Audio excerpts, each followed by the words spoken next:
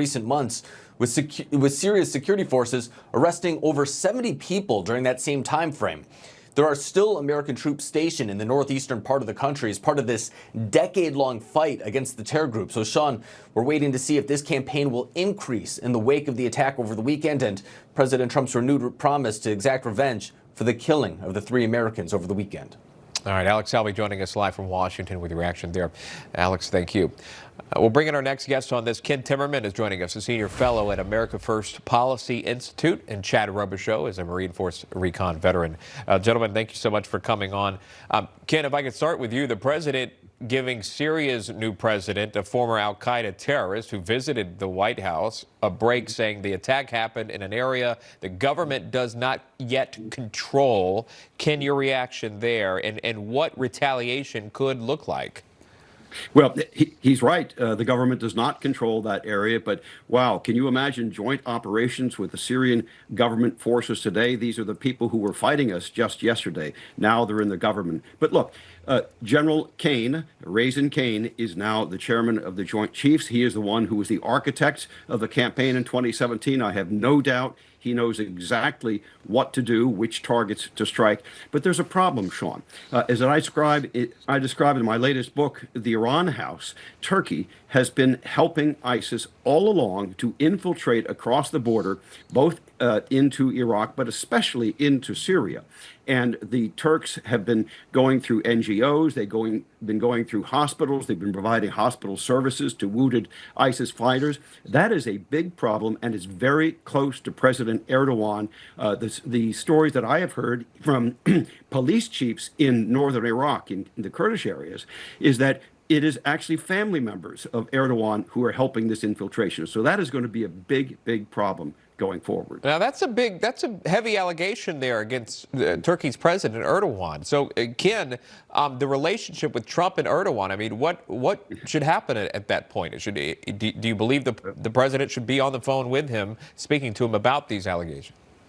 Absolutely, and the president likes to boast of that good relationship. Yeah. But let's not have any illusions. It doesn't mean that he gives a pass to Erdogan. I think he needs to have a very strong and stern phone call with him. Okay. Shut it down has got to be his message. Yeah. And if you don't shut it down, bad things are going to happen right up there along the Syria-Turkish border. All right, Chad, let me get to you on this. President Trump, let's talk retaliation. I wanted to play this for you. The president spoke about the Americans killed in Syria. Listen to this. In Syria also, we had an attack in Syria, and we had 3 great patriots terminated by bad people, and not the Syrian government, it was ISIS. I can tell you in Syria, there will be a lot of damage done to the people that did it. They got the individual person, but there'll be big damage done. Big damage done. Chad, your response to that, you've served. We thank you for your service. Retaliation, something you want to hear from your commander-in-chief, is it not?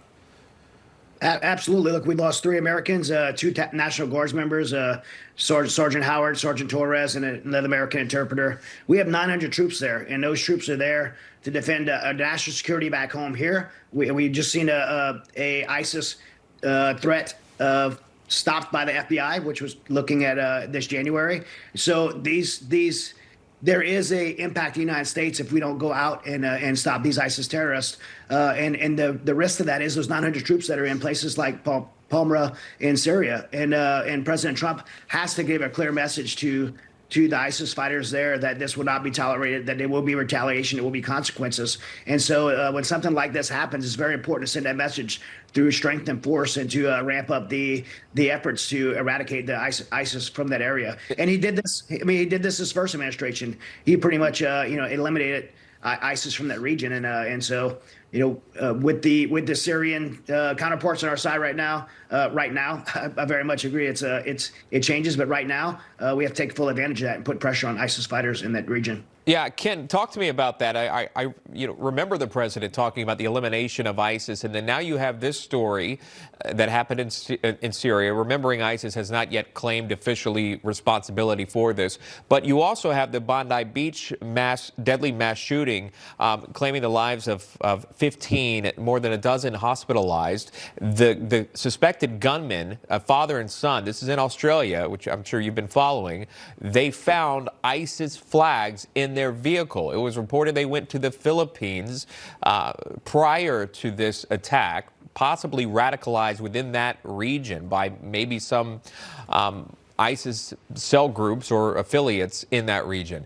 Can you talk to that, what that means for the Trump administration 2.0, if you will, in eliminating the Islamic State threats?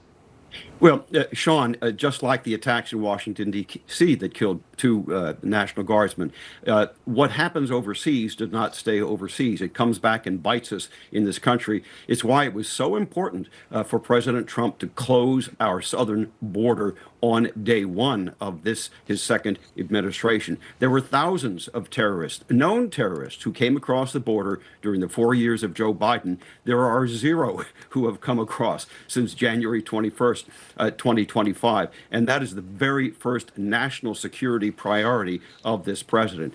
Look, it is a worldwide phenomenon, but I can tell you again from having been on the ground, and I described that in the Iran House, when the president took out the ISIS caliphate, he wiped out a government. They were running these areas. They were running municipalities. They were running cities like Mosul. They were executing people rampantly.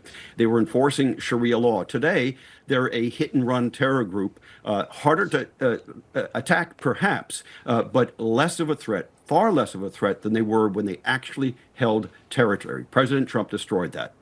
And we'll leave it there. KenTimmerman joining us. Ken, thank you for that, and Chad Robichaux. We do appreciate your time. Thank you. More on that tragedy